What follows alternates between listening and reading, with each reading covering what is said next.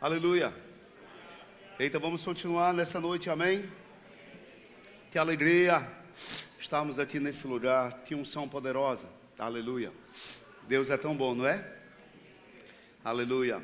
Eu gostaria muito que nós abríssemos as nossas Bíblias no texto base que eu abri no primeiro dia de conferência aqui, que eu ministrei, 2 Coríntios capítulo 4, e depois nós iremos exatamente para o livro de Lucas, 2 Coríntios capítulo 4, a partir do verso de número 16, aleluia.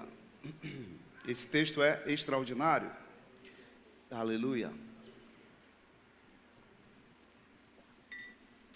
2 Coríntios capítulo 4, 16 diz, Paulo fala, por isso eu vou dar uma razão pela qual nós não vamos desanimar.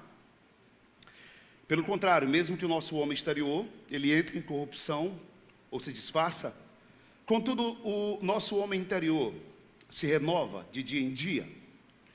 Porque a nossa leve e momentânea tribulação produz para nós eterno peso de glória, acima de toda comparação. Não atentando nós nas coisas que se veem, mas nas que se não veem. Porque as que se veem são temporais e as que se não veem são eternas. Dá só mais um pouquinho de agudo aqui no meu retorno, por favor. Deixa eu falar uma coisa aqui, irmãos. Avivamento, a palavra avivamento, essa palavra a raiz dela significa tornar vivo. Tornar vivo, tornar vivaz, avivar, friccionar, como falou ontem nossa irmã Sani. Avivar dá uma ideia de um latão, uma peça de latão, aquela peça que no tempo vai ficando esverdeada, com uso. E aí, se você quer aquela peça bonita, você precisa comprar um braço, não é? Ou um produto que possa tornar de novo vivo. Aí você pega aquela peça e começa então a impor um atrito entre a peça que brilha, mas agora está encoberta com o tempo e começa a esverdear, ficar opaca. Mas a verdade, a beleza dessa peça começa a se manifestar quando ela é friccionada.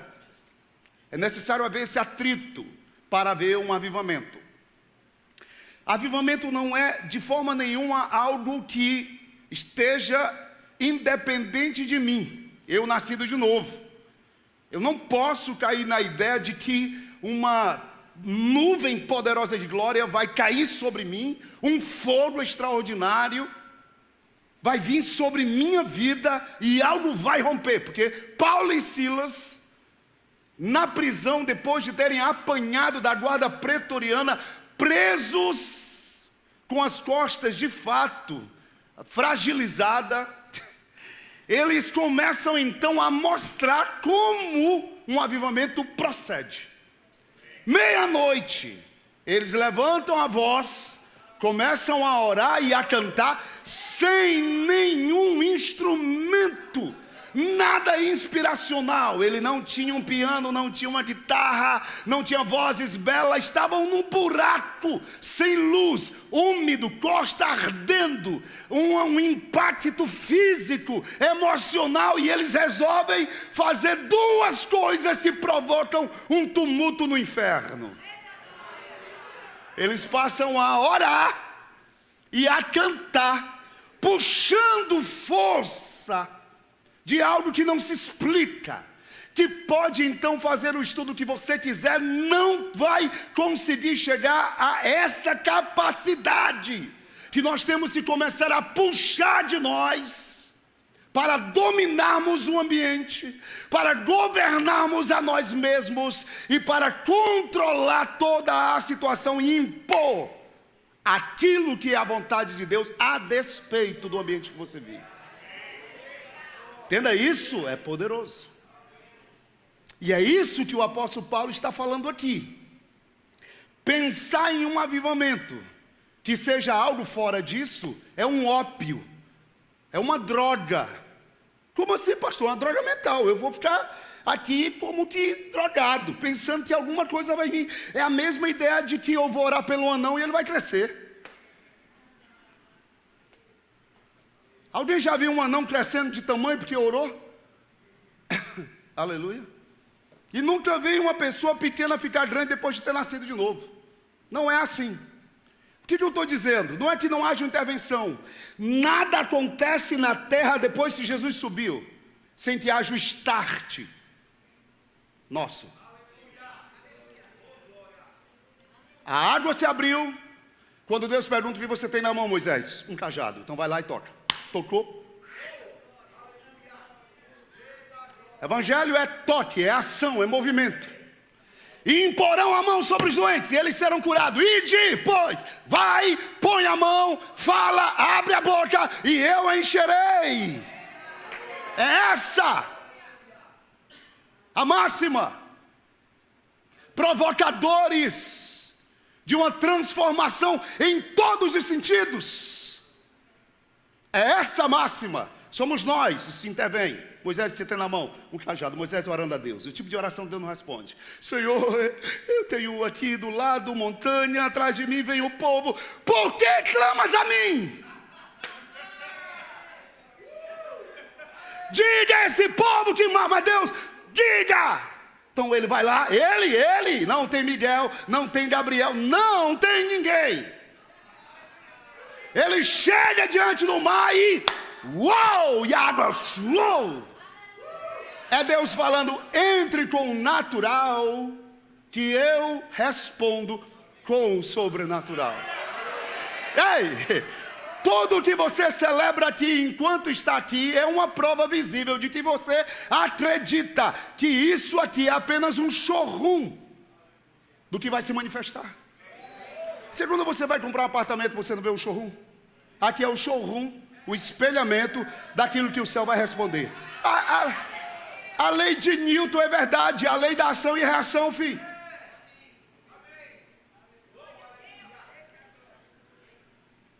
Vaca da leite. Se você não ordenhar, não sai.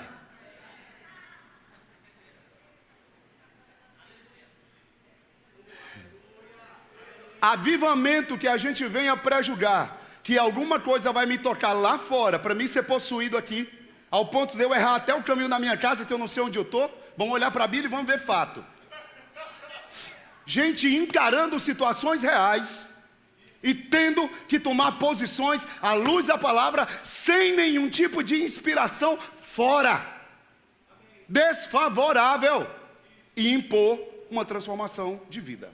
E aqui eu quero trazer algumas coisas para que você possa entender. A primeira coisa é a nossa identidade. Identidade.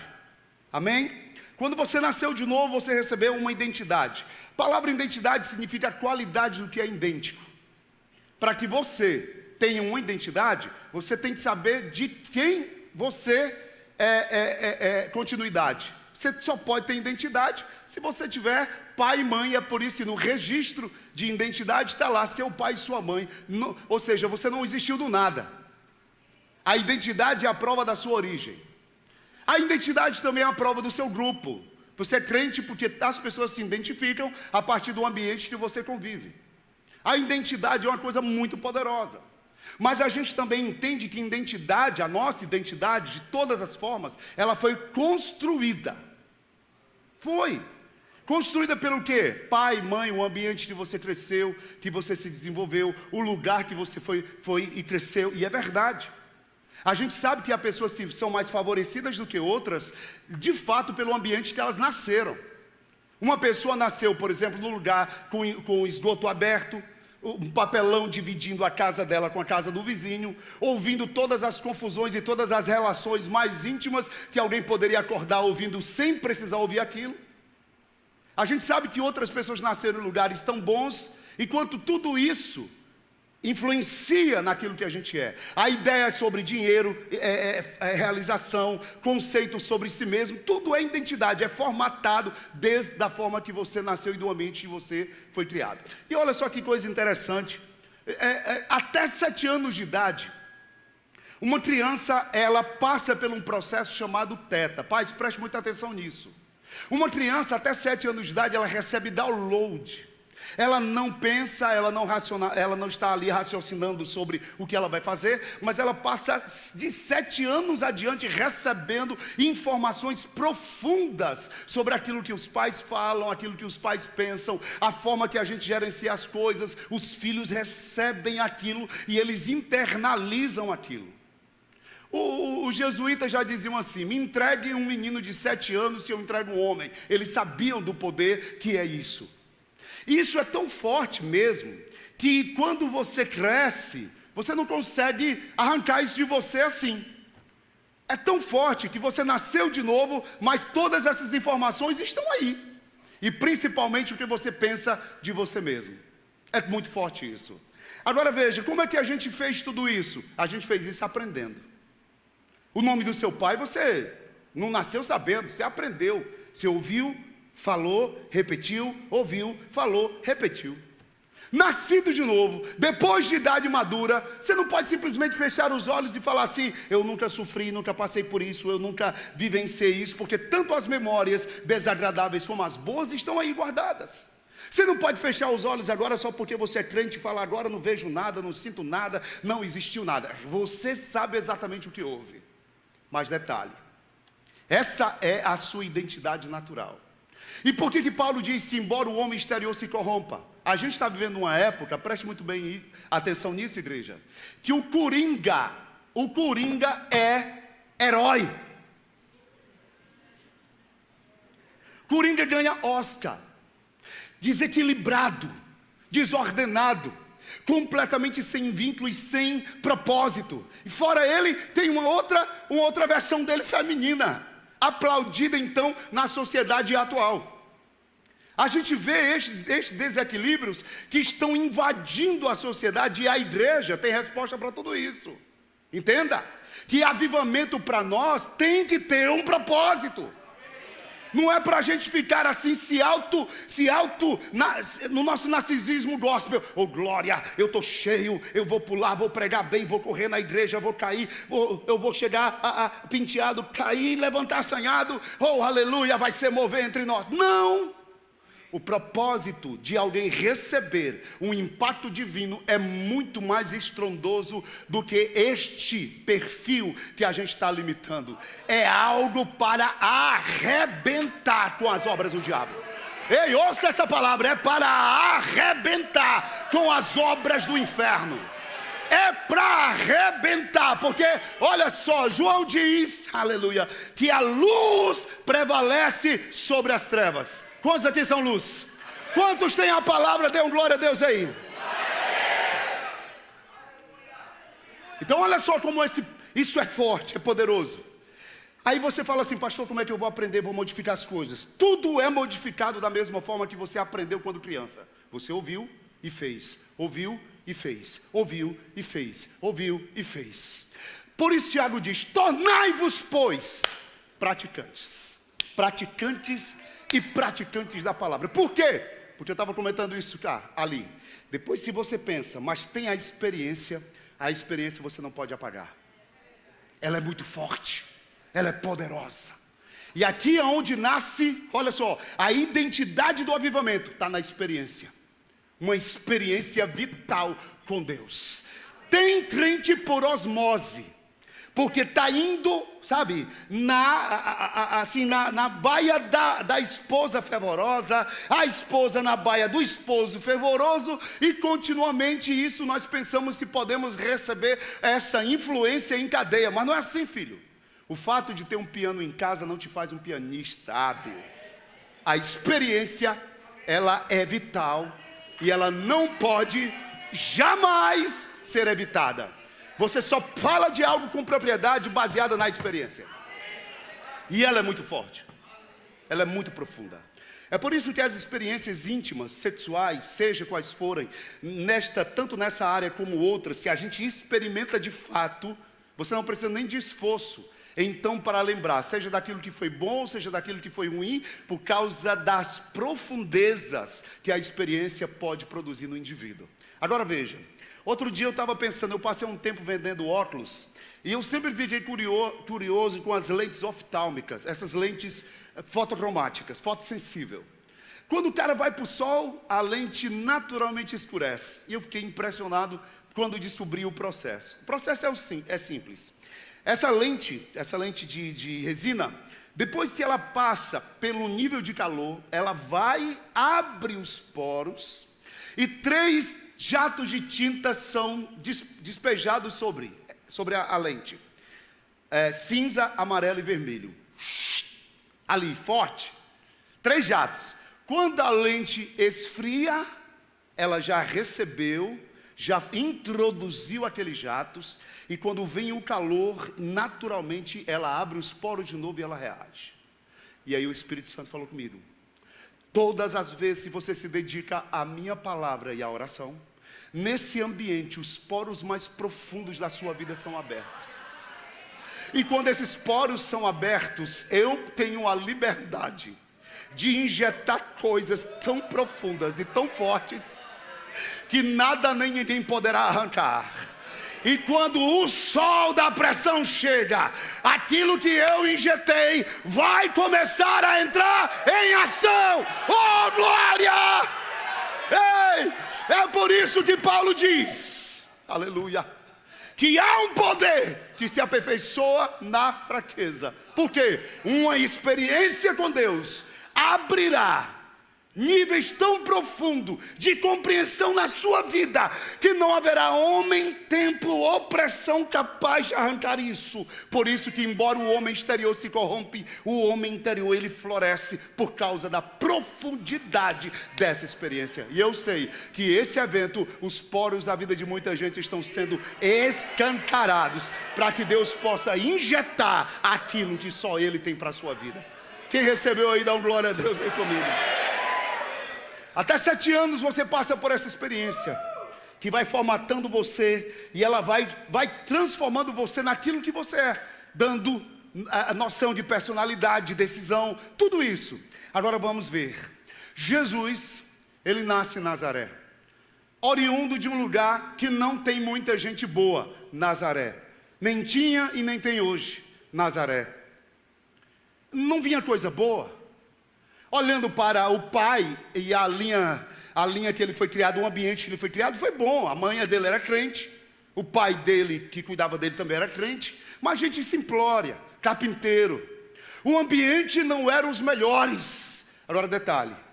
E ele, na árvore genealógica dele, a árvore dele, se você acha que a árvore genealógica tem força, mas vamos chegar aqui. A árvore genealógica dele, tem gente lá que a Bíblia não esconde. Tem Jeroboão, com a desgraça para Israel. Tem Raabe na árvore genealógica dele, está lá. Agora, ele é uma prova extraordinária, que embora a sua constituição genética trouxe você até aqui, você é o ponto final. E agora uma abertura no parêntese da sua história, para então manifestar a grandiosidade da vida de Cristo hoje. Diga aleluia.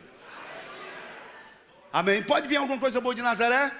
Pode. Diga para o seu irmão ao seu lado. Você, meu querido, fala. Você é a transformação de percurso da história até da sua família. Você traz um legado. Você é um novo legado da história da sua família aqui na terra. Ei, pega isso aí, reis. Reis. Aonde estão os reis? Aonde estão os reis? Somos um legado de reis. Agora olha só que coisa poderosa.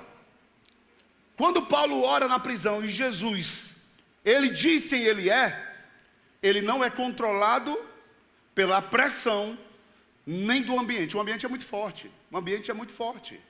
O ambiente é tão forte que você, por causa da consciência da atmosfera do ambiente, pode liberar, pode receber e pode de fato transicionar alguns comportamentos. Você diz, meu Deus, por que eu estou fazendo isso? Aquela máxima que a gente ouve, na terra de índio de cocorás com ele, é verdade, isso é uma coisa que fala muito. Só que a gente viu, à luz da palavra, e eu fiz até esse comentário com Lúcia e pastor, da vez que eles estiveram lá ministrando, que Deus transforma a situação de Jacó, das ovelhas de Jacó, quando as ovelhas iam beber água. Você lembra? De manhã, à tarde e noite, Deus disse a Jacó: Jacó, eu vou te dar um toque, porque quando Deus nos enriquece, é dessa forma. Deus não dá um pacote de dinheiro, Deus dá orientações através de ciência divina a respeito de coisas que nós não estamos compreendendo, mas está diante do nosso nariz o tempo todo. Jacó nunca fez um curso de geneticista, nunca. Mas Deus falou para ele não aprendeu em Globo Rural não, Deus deu para ele o seguinte: pega a vara, tira uma casca e deixa outra parte com nada. As ovelhas malhadas e salpicadas, ele queria, né? Isso, as mais importantes, ele não tinha. Mas as ovelhas dele iam beber, comer, coabitar e descansar. De manhã, elas olhavam para as varas, elas comiam olhando para as varas, elas namoravam olhando para as varas e davam cria de acordo com o olhar ou a visibilidade das varas. Elas introduziam o que viam e produziram exatamente aquilo que elas estavam enxergando. Detalhe: a genética das ovelhas foram alteradas por aquilo que elas estavam vendo.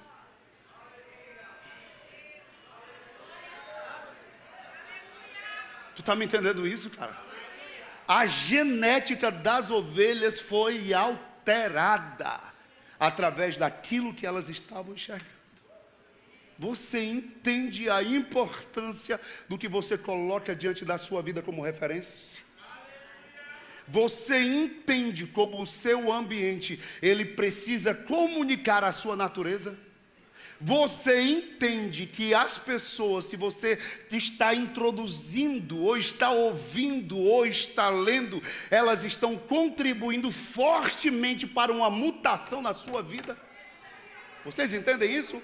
Agora, da mesma forma que o ambiente ele pode alterar a tua saúde, a tua visão de você mesmo e sobre o lugar que você vai andar em Deus, entenda isso.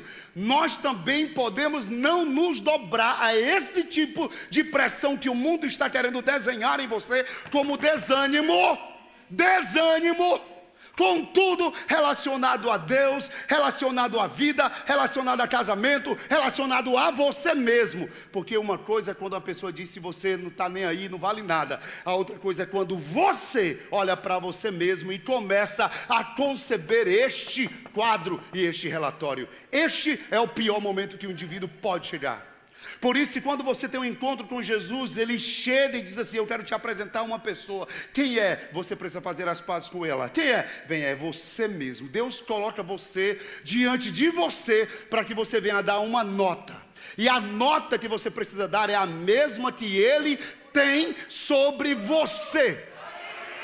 Aleluia.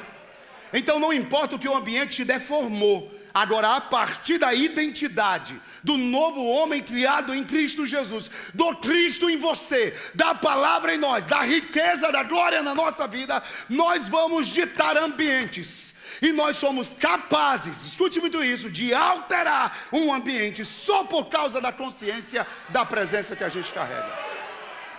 Olha só, se tu é lojista, se entra lá uma pessoa consciente da depressão dela, todo o ambiente é afetado. Já prestou atenção? Minha mãe, quando a gente era criança, ela dizia assim: meu filho, tem gente tão carregada que até as plantas sentem. É assim ou não é? Sabe por que isso? A consciência do sofrimento irradia o que você carrega.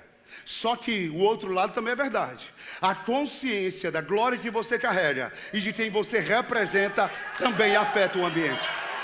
Se a glória na arca, na casa de Obed-Edom, até as plantas se tornaram viçosas, os frutos se tornaram suculentos e maravilhosos, a glória na arca, imagina agora a glória em você. Ei, eu quero dizer que você é portador consciente da glória. É a consciência dessa identidade. A consciência. Então, escuta só, essa forma que a gente altera pelo que a gente vê. Meu Deus, eu fiquei pensando, as ovelhas de Jacó foram alteradas pelo que ele viu. É isso, por isso que a palavra diz: não ande com iracundos para que você não aprenda o costume dele. As más conversações destroem os bons costumes. Como é interessante isso. A gente é uma construção de muitas coisas, e de coisas se vale a pena ou não. É por isso que os animais, você vê um animal que, um formigueiro que é hoje, na Idade Média era o mesmo formigueiro. O gato faz o quê, filho? Gateia, nada mais. E olha para a sua cara e pensa assim, por um momento, se é que o gato pensa, mas o olhar dele pensa assim: como sua vida não é fácil, porque eu sou gato e faço a mesma coisa que gato faz há séculos. E você tem a angústia de decidir, tem a angústia da escolha, você tem que lidar com a responsabilidade de alterar a sua vida.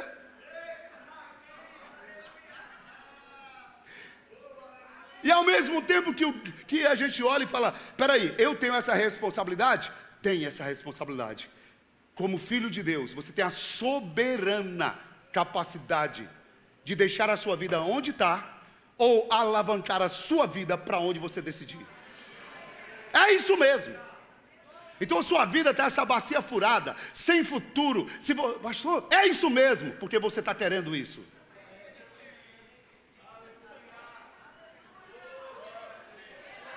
Agora também ela vai tomar outro jeito. Por quê? Porque você quer. Ei, Jesus chega para um cego e pergunta para ele: cara, o cara é cego. Jesus, Pedro, Jesus, ó, o cara é cego. Não, peraí, o que você quer que eu faça?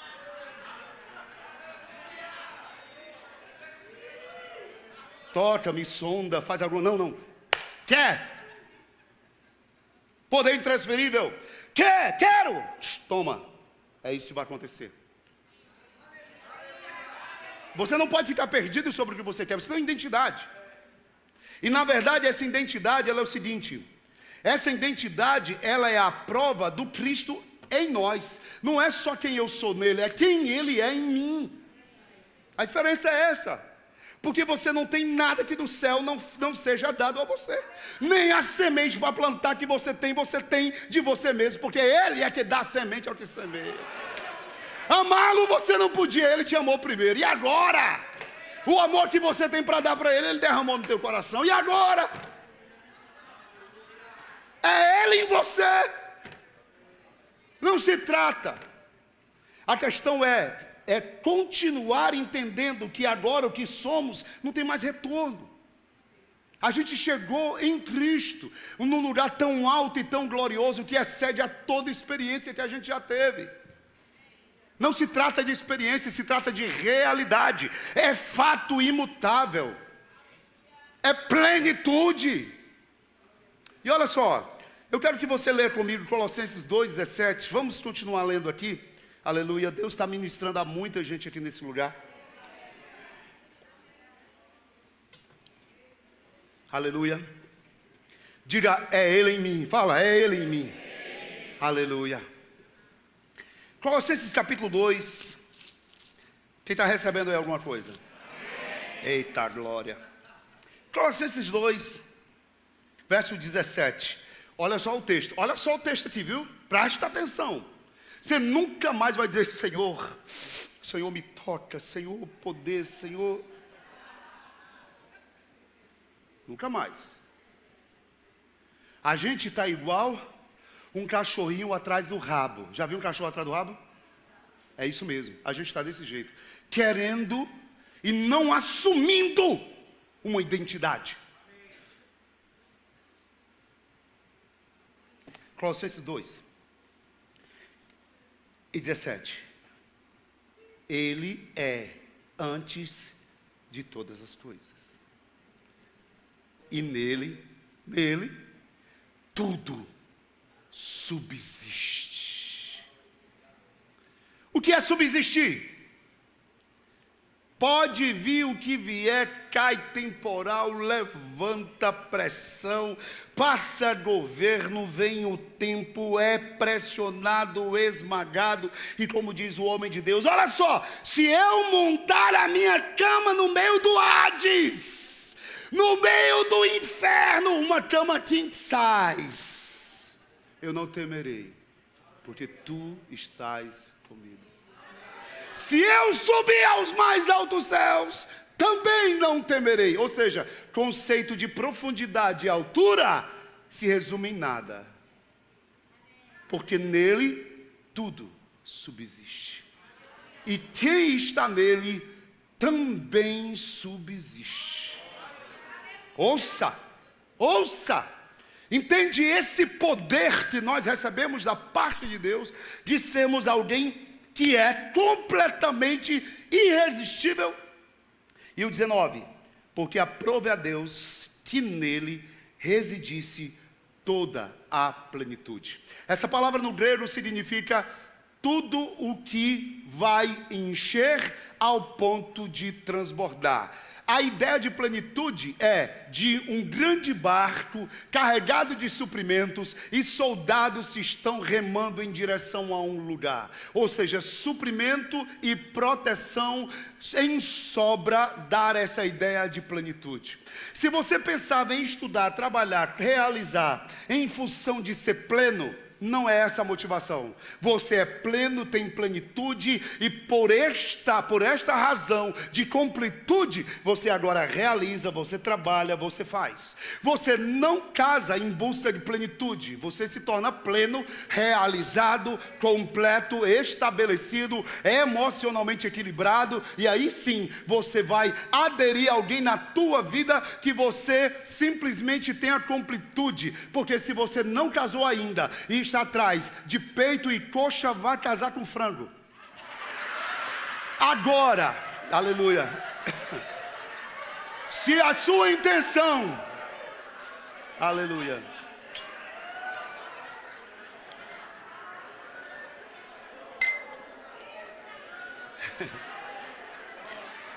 se a sua intenção é estar pleno, por isso você vai tornar pleno e sua vida é maravilhosa, você não se tornará um refém da aceitação, da construção, do apoio e do que quer que seja.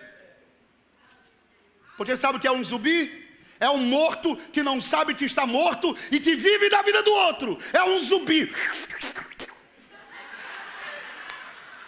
Zumbis espirituais. Querem vir aqui? Opa, conferência. Da igreja eu não recebo não. Agora se vier um super ungido, aí eu considero essa unção. Eu vou receber. O zumbi morreu e não sabe. E ele vive exatamente da vida do outro, do ser vivo. Porque ele não é afirmado. Ele é vitimizado. E quando você não enfrenta o que você precisa, a luz da certeza da plenitude, você é vitimizado. É por isso que essa crise, tanto de máscula como de posicionamento de mulheres, a gente está enfrentando continuamente. Por quê? Porque é desconstrução.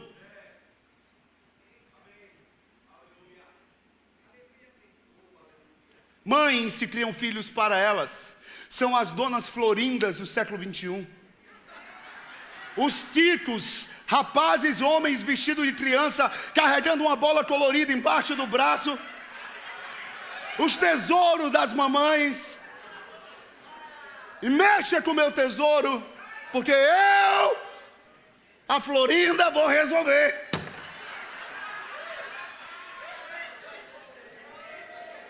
Mulheres mal amadas, se não foram construídas com os maridos, quando encontram o filho, elas lançam toda a expectativa da sua realização emocional no filho, e ele se torna um refém dela.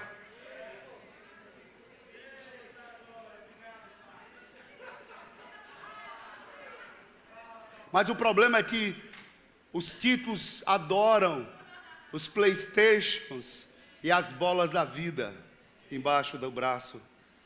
Caçadores de Pokémons, leitores assíduos de Harry Potter.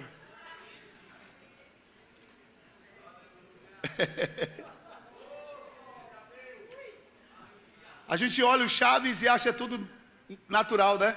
Mas é uma desgraça familiar.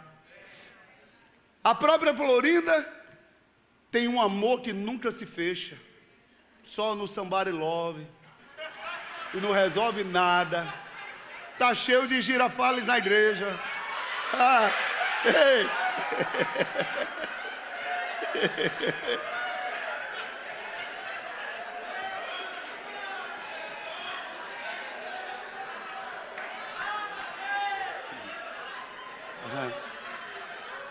E é verdade. Ilusionistas, procurando se afirmar. Na verdade, a caça dele é a afirmação da vaidade dele.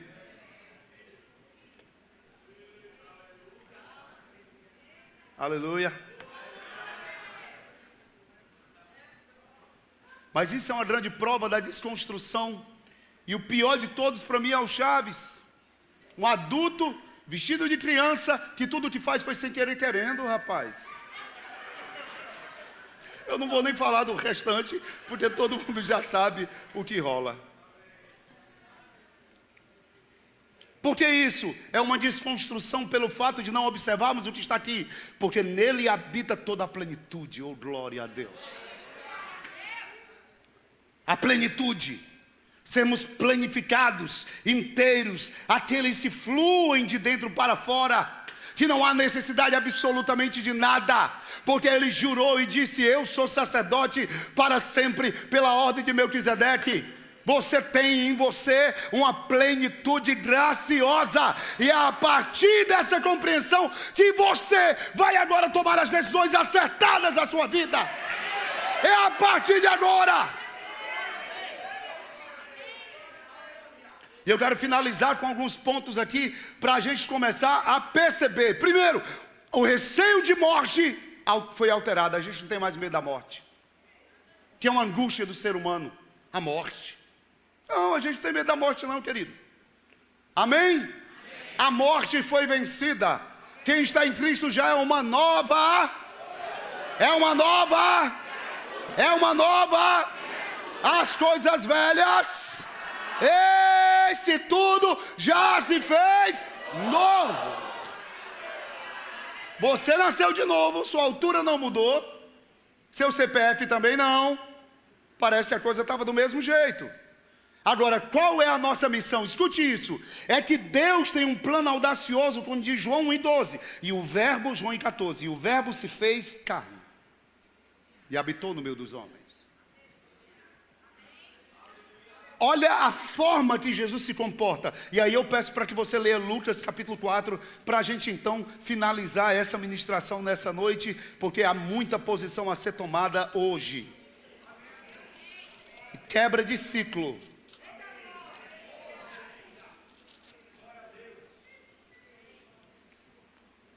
Lucas capítulo 4. Aleluia. Eu estava observando os templos judaicos, até mesmo as sinagogas. Eu não sei se você conhece sinagoga, mas na sinagoga tem um assento, como se fosse um trono, e toda sinagoga tem. Já viu isso? É para o Cristo, o Messias, sentar lá.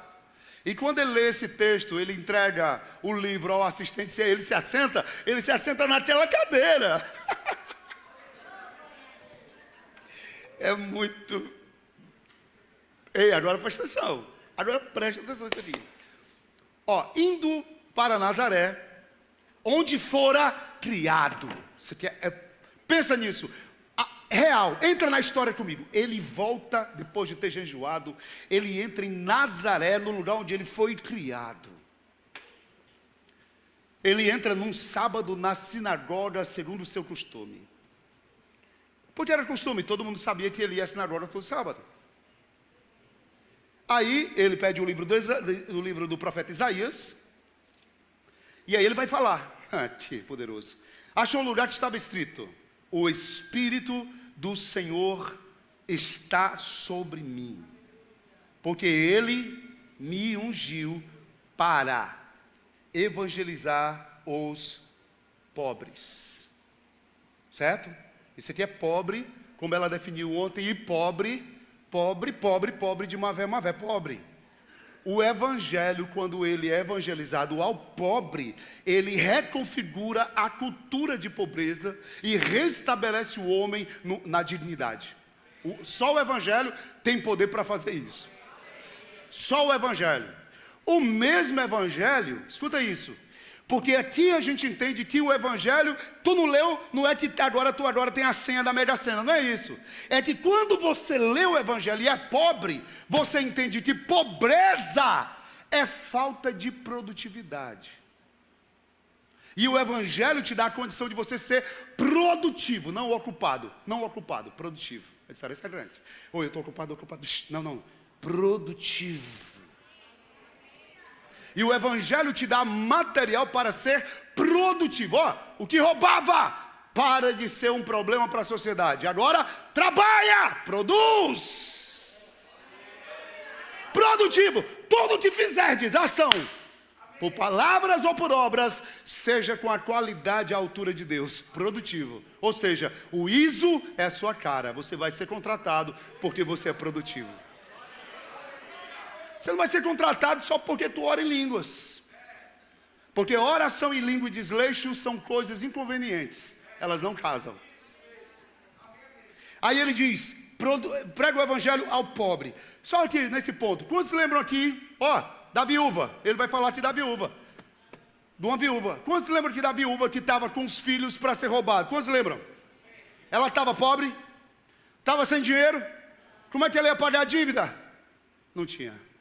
Aí o profeta pergunta para ela só, o que é que você tem em casa? Ela diz, nada. Aí ele pergunta de novo, o que você tem em casa? Ela diz, azeite.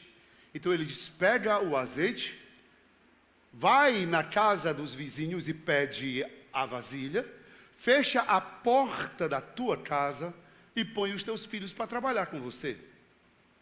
Ali, o profeta marcou, e aí pega quem tiver aqui. Quem quiser, pega aqui agora o que eu vou falar. O profeta começou a mostrar, para que uma pessoa altere o curso da sua vida, a primeira coisa, ela tem que acreditar naquilo que ela tem.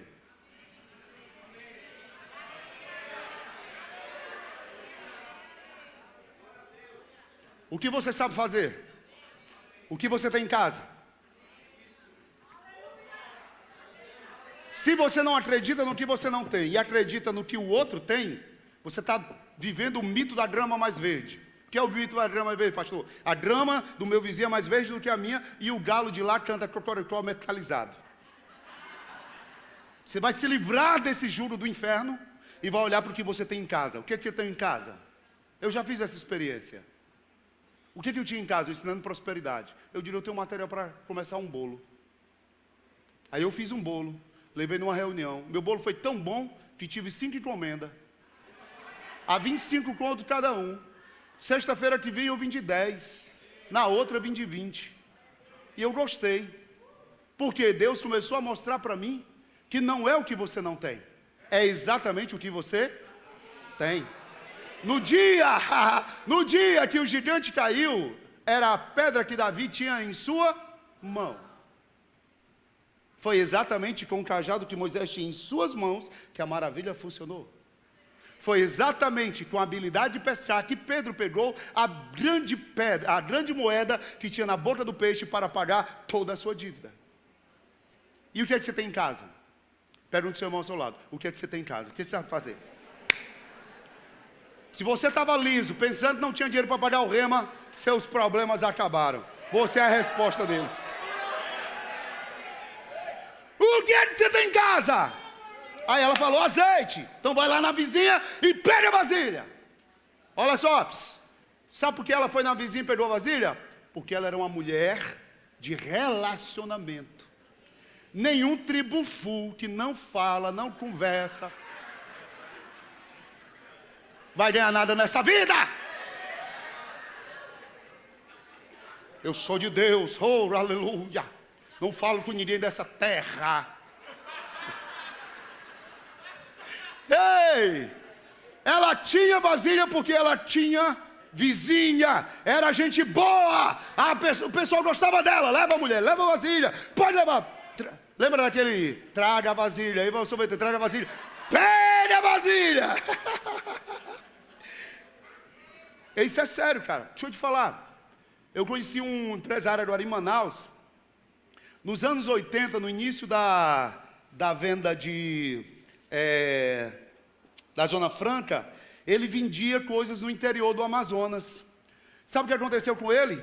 Ele pegou um barco para vender e o barco naufragou e tinha um japonês que estava fazendo uma viagem. E ele conseguiu, largou toda a mercadoria e salvou o japonês. O japonês ficou tão grato a ele, disse assim, eu vou mandar um presente para você do Japão. Aí ele esqueceu. Gente, chegou o presente com tênis de tênis. Este homem até hoje, depois desses anos inteiros, tem lojas e lojas de venda de tênis. Por quê? A prosperidade dele residiu na pessoa que ele se conectou e salvou. Você não tem noção que riquezas não se encontram em lugares, mas nas conexões que Deus vai apresentar para a sua vida. Uma pessoa, ela vai dizer assim, cara, eu gostei tanto de você, que vou liberar o material para você, e depois você acerta comigo, cara. Você nem tinha como fazer, mas favor e graça te elevou, através de conexões divinas, para você chegar onde você não podia. E aí, se Deus vai dar orientações a gente aqui, você não sabe quem você vai conhecer na próxima etapa da sua vida. O que você tem em casa? Azeite, então traz aqui. Aí sabe o que ele fala? Olha só a sacada dele. Fecha a porta da casa. Porque quando você está gerindo o negócio, você não tem que ficar falando. Sabe aqueles, tudo é Facebook? Está comendo Facebook.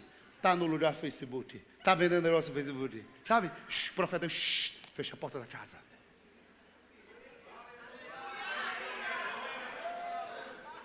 Aí ele diz outra coisa para ela. Vem cá. Cadê os menininhos? Tá ali, tá. Chama tudinho. Vai trabalhar.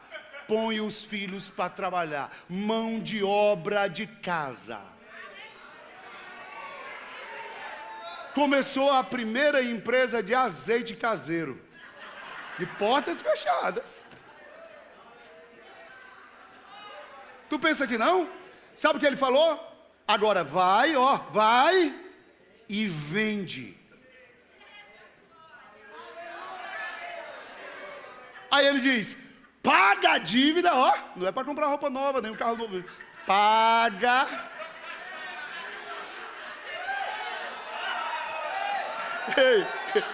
Paga a dívida e vive do restante. Meu Deus.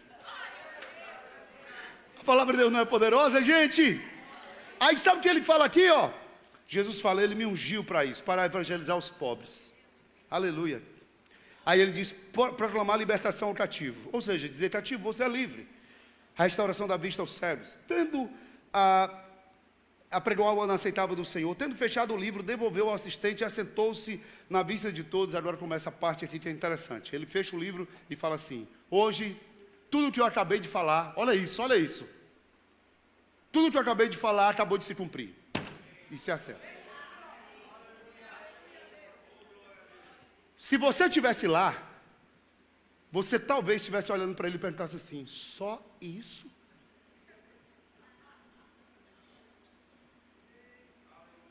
Não, peraí, é só isso mesmo? Que ele falou e se assentou? Ele disse, o Espírito do Senhor está sobre ele, ungiu e se assentou. Peraí, era para ter um vento aqui, um anjo, um lampejo, alguma coisa. Ele lê o que ele fala sobre ele e simplesmente ele se assenta na presença de todos.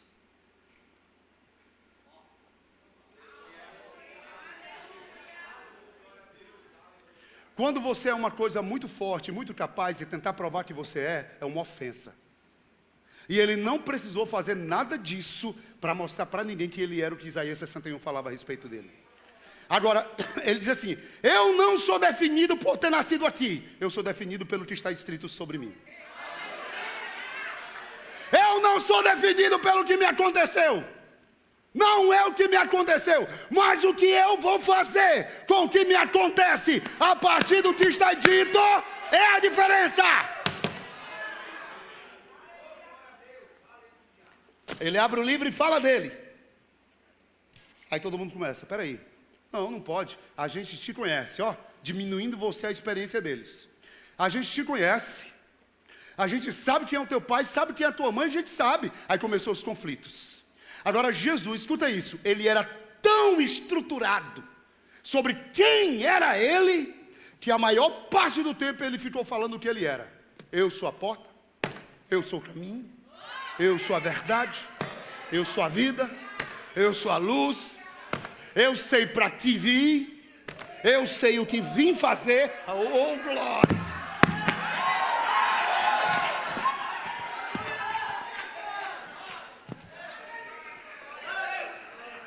Olha, tudo isso aqui sem movimento. Os irmãos dele diziam, está louco, de casa, da sua própria casa. Ele era combatido pelos seus próprios irmãos. Agora, que forma ele se blindou? Pega isso aqui. Jesus era o tipo de pessoa que não absorvia conceitos para ele. Ele era muito resistente nisso. Agora pega essa lição aí. Para que você sobreviva neste mundo de gente que hoje é, amanhã não é, te ama hoje, te odeia. Crente, porque quem levou Jesus para a cruz não foi o Satanás, foram os crentes da época.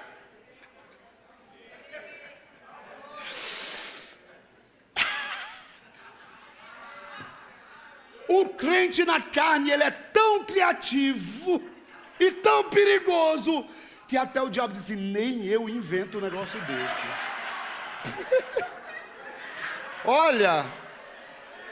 Olha gente, olha, é verdade, eu vou te falar uma coisa. Olha, o crente crê que demônio tem nome. Olha isso, Exu Caveira, Tranca-Rua, o crente crê nisso. Isso é um sincretismo religioso pregado por Neuza Itioca lá do livro que ela fez uma defesa lá, os deuses da Umbanda. Os crentes acreditam que demônio tem nome, que demônio entra em coisa. Lembra? Nos anos 90 os crentes começaram a queimar tudo. Queimaram boneco, sapato, quadro. Avon, nome Avon, iniquidade, demônio. Lembra disso? Lá em Manaus, meu amigo, eu tinha uns irmãos, amigo, que a gente orava, aí disse, tem um bocado de urso, rapaz. Aí cheguei na casa de um amigo nosso, ei, mano, estava cheio. E tinha um urso lá, cara, mão encarada, a gente disse, esse aí é o mais endemoniado da quadrilha. Fogo neles! Ei, olha aqui, o crente crê que o demônio entra em coisas. Saindo, pois, os espíritos imundos de um lugar, eles andam em lugares ermos, não em coisas. Demônios não têm nome, não é tranca-rua, não é isso nem aquilo. São demônios.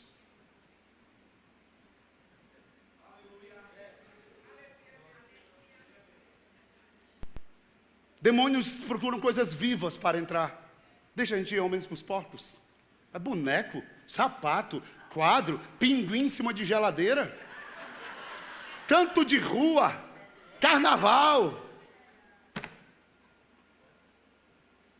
Olha como é que a gente é criativo. Acho que o diabo diz, nem eu não, nem eu tenho uma criança.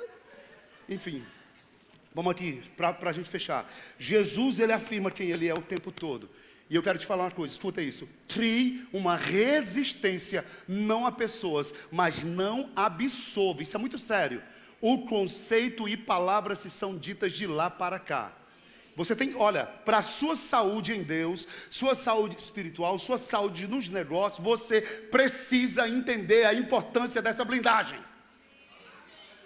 Porque quando você se decepciona com alguém, você não está se decepcionando com uma pessoa.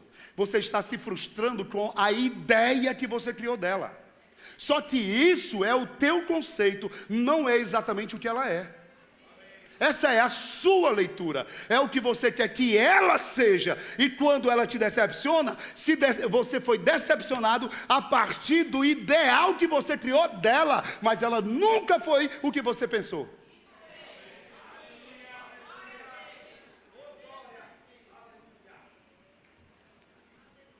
Está me entendendo? Então, olha só, eu acho fantástico o médico. Um médico que ele é médico de verdade, ele sabe que você é um ser humano, mas quando ele fala assim, doutor, está doendo aqui, doutor, olha o braço, eu já vi isso. O braço do cara desfacelado, doutor. E o médico olha, calma. Só um momentinho, rapaz, vou resolver. Ele não é influenciado pela dor. O grito de pânico da pessoa, ele não internaliza. Por quê? Porque ele não se foca no barulho do sofrimento, mas sim na resolutividade do momento. Entre se apavorar pelo barulho e salvar, ele está comprometido com a sua declaração de missão: eu vou salvá-lo.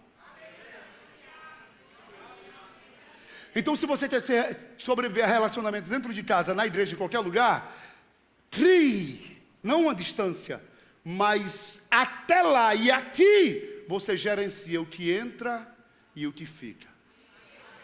É bom, enter. Não é bom, delete. Está ouvindo a pessoa, mas você não está ouvindo se inflamando, controlado pelo que ela está fazendo. Porque quem te deixa mal-humorado no trânsito te controla. Quem te deixa mal-humorado na fila da pizzaria, porque o pedido de todo mundo chegou e o seu não chegou, está te controlando.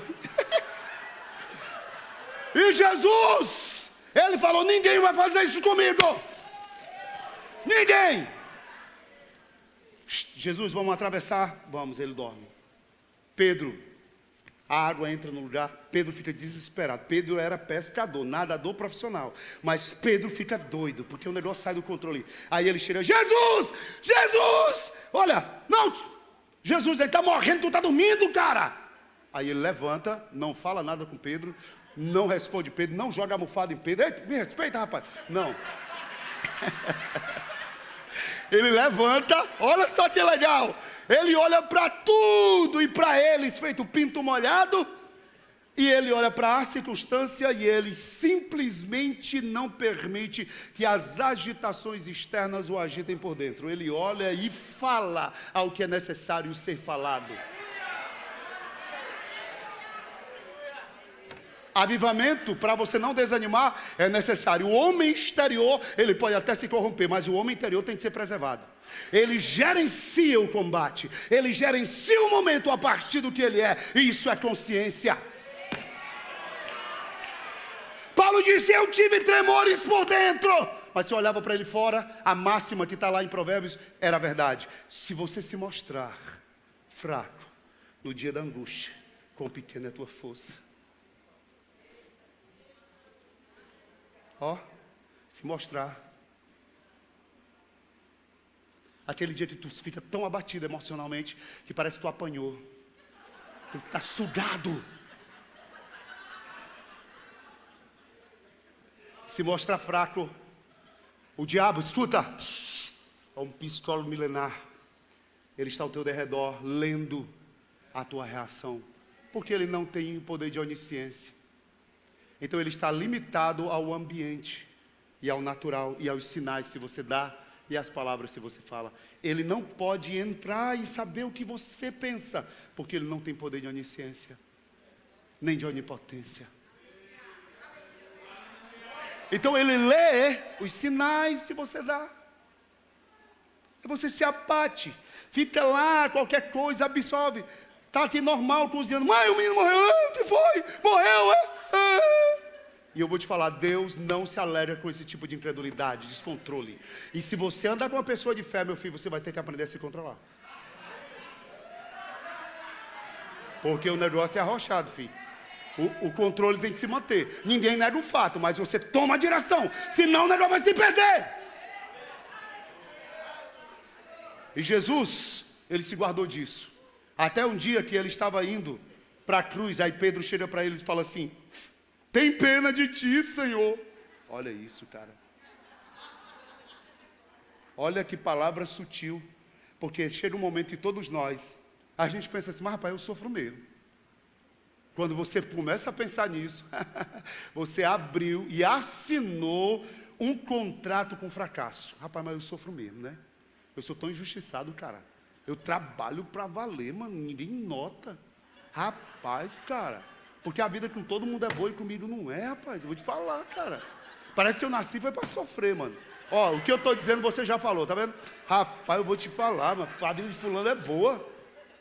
Essa murmuração infernal, que você começa então a elaborar, você está simplesmente se vitimizando. E eu nunca vi um vencedor ter pena de si mesmo. O seu maior inimigo, depois que você conhece a palavra, não é mais o diabo. O seu maior inimigo, na verdade, são os seus maus hábitos de desistir, de pensar demais, de olhar demais se você pode ou não pode. Esse sim é o seu maior inimigo. Esse é o seu maior conflito. Essa é a sua maior conquista. Essa é a sua maior tarefa. Não é carro. Porque um desestruturado, ele consegue um carro. Mas logo ele começa a pensar, mas rapaz, eu comprei esse carro. Meu vizinho está com um carro melhor que o meu, cara. Desestruturado. Mano, pelo amor de Deus, cara. É muito triste. E Jesus, ele estava lá, escuta isso. E ele se blindou. Senhor, tem pena de ti mesmo. Ele falou, é Satanás, é o diabo. Para trás de mim, Satanás. Nos seus momentos mais preciosos e mais santos, se proteja o seu bom depósito. Porque há alguém querendo infiltrar desânimo na sua conduta, na sua vida com Deus e na sua chamada. Tentando trazer uma falta de sentido ao que você está realizando. E muita gente começa a viver essa época com falta de sentido. Um desânimo estarrecedor. Baixa vitamina espiritual. Anêmicos em relação à vontade de viver, a realizar. Perdendo o brio. Não sabe mais para onde. E muitas vezes se coloca na posição de isso não está certo, isso está certo, isso não está certo. Eu lhe digo, pode escrever. Não faça nesse juramento não, só ore. Porque é impossível uma pessoa nessa natureza, que começa a se colocar na posição de juiz, prosperar. Ela não prospera, filho. Ela não consegue dar certo. Porque dura coisa é recalcitrar contra os aguilhões do nosso Deus. Se você é chamado, você é um escravo por amor do seu dono. E lutar contra o seu chamado é ir contra a sua própria vida. Porque não se trata da sua escolha. Você nasceu para isso.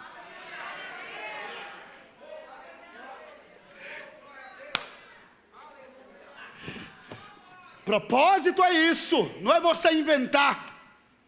Para mim entrar no ambiente do peixe, eu prometo agora finalizar de fato. Para mim entrar no ambiente do peixe, eu, João, lá em Manaus, eu não sei, eu preciso usar o equipamento para me ambientar no ambiente do peixe, senão eu morro.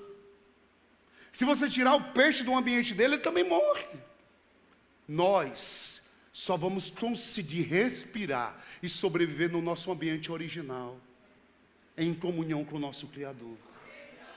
Nesse lugar tu nada com maestria, tu voa com maestria, você vive com maestria e realiza com maestria. Viveu fora é morte, você não consegue respirar, não consegue realizar sem mim. Agora Deus diz assim, ei bonitão, bonitona, sem mim você não pode fazer nada.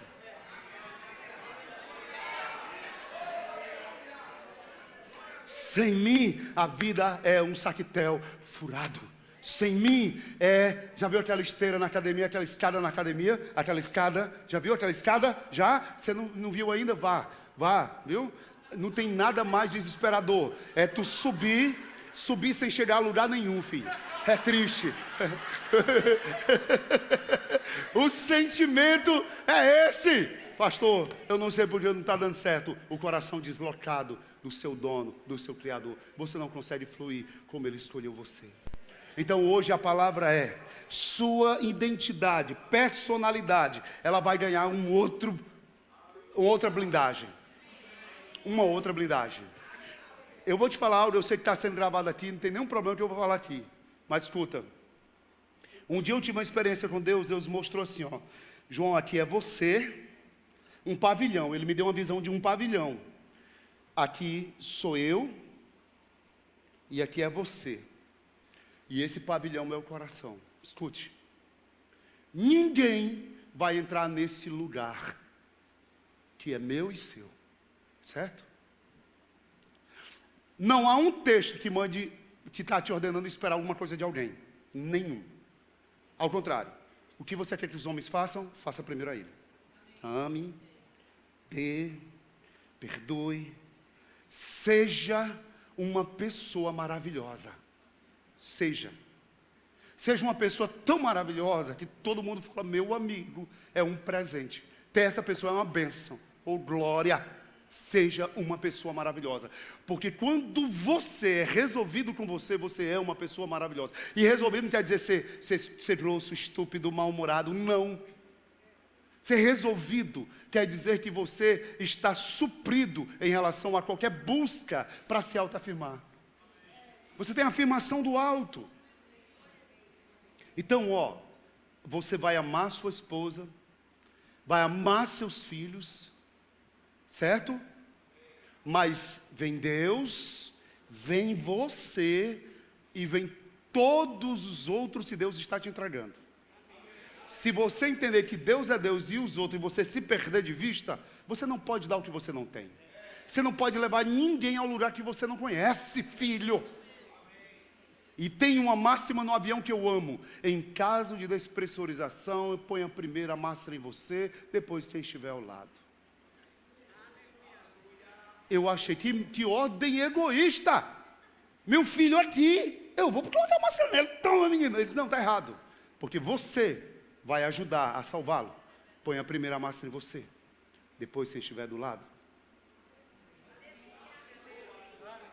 Se sua mulher, você se sente absolutamente afirmado, com todo o amor que ela está te dando, feliz, maravilhoso. Mas não esqueça que você tem uma matriz para dar a ela. Entenda, nossos filhos estão conosco, mas a gente não pode governá-los até a hora que eles estão. A gente tem membros maravilhosos como pastor, que também não pode governar até a hora que eles estão. Sei lá, acorda com a pá virada, sei lá, dá uma doida aí, não vou mais para a igreja. No meio disso tudo, Deus, você, a blindagem. E aí sim você olha e diz, agora vou dar para você, vou dar para você, vou dar para você, vou dar para você. Desistiu? Continuo. Não me diz quem você é? Continuo. Pessoas abandonaram? Já sabia, é uma probabilidade disso acontecer. Está tudo finish, está tudo beleza, está tudo tranquilo. E agora, pastor, é dessa forma que você vai se levantar no meio dessa geração, sem ficar aflito ou abatido. Inclusive, eu quero dizer a você, mulher, que se você foi abandonada, para de lamentar agora e ter pena de você. Tá legal? E se você, jovem, não foi casada, mas você diz, pastor, eu sou tão complicado. Pastor, só Deus para me entender. Pois então, Deus também está dando livramento a alguém para não se meter com você.